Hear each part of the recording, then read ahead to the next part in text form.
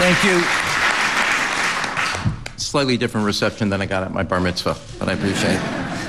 Thank you, Mr. President, for those generous words.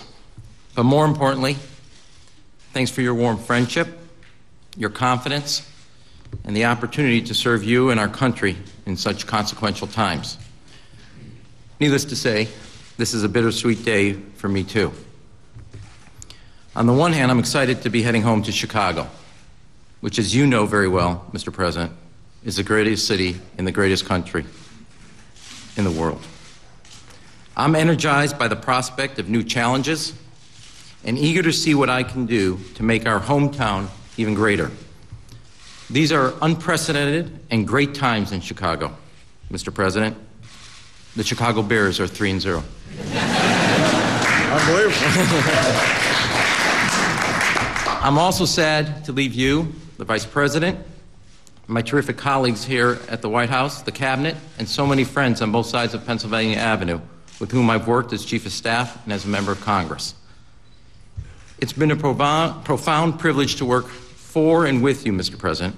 I watched you confront some of the toughest challenges of our time, and you've done it with unfailing grace, intelligence, and courage. You had the guts to make the tough calls that stopped the free fall and saved our country from a second Great Depression. You've taken on some of the most powerful interests in this town to stand up for the American people. And you've been willing to challenge the worn-out ideas and the stale thinking that often stands in the way of progress. Mr. President, I thought I was tough. But as someone who saw firsthand how close our nation came to the brink and what you had to do to put America back on track, I want to thank you for being the toughest leader any country could ask for in the toughest times any president has ever faced.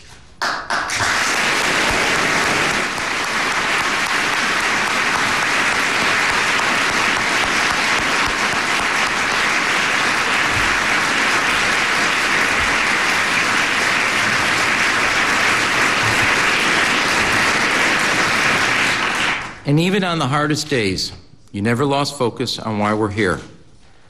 Not just to score political points, but to solve problems. Not just to win the next election, but to make a difference for the next generation.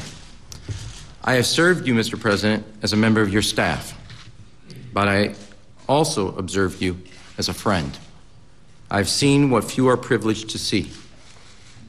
The father whose heart breaks when he writes a letter to parents whose son or daughter has been lost on the field of honor. The man of quiet, committed faith who always appeals to the better angels of our nature. And the proud product of the American dream, who sees in the reams of economic statistics the child who struggles and the single parent with limited income but unlimited potential. You have lived that American dream, Mr. President, as have I. My father and my grandfather came to this country for opportunity.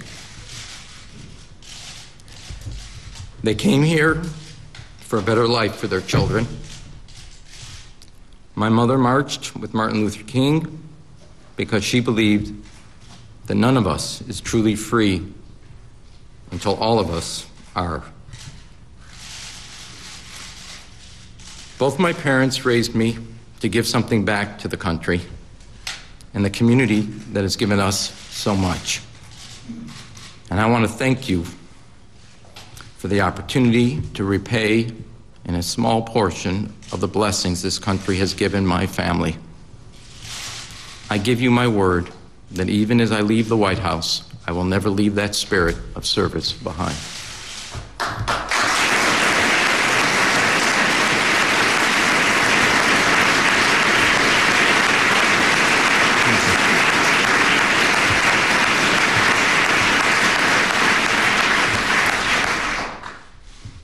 Now, because my temperament is sometimes a bit different than yours, Mr. President, I want to thank my colleagues for your patience the last 2 years that you have shown. I'm sure you've learned some words that you've never heard before, and in any and an assortment of combination of words. What we learned together was what a group of tireless, talented, committed people can achieve together. And as difficult as it is to leave, I do so with the great comfort of knowing that Pete Rouse will be there to lead the operation forward. From the moment I arrived and the moment he arrived, Pete has been a good friend with great judgment. He commands the respect of everyone in this building and brings decades of experience to this assignment. Finally, I want to thank my wife Amy and our 3 remarkable children, Zach, Lana, and Leah, without whose love and support none of this would have been possible. I hope to end this soon so they can all get back to school today and finish their exams. Mr. President, thank you. And thank you all. I look forward to seeing you in Chicago.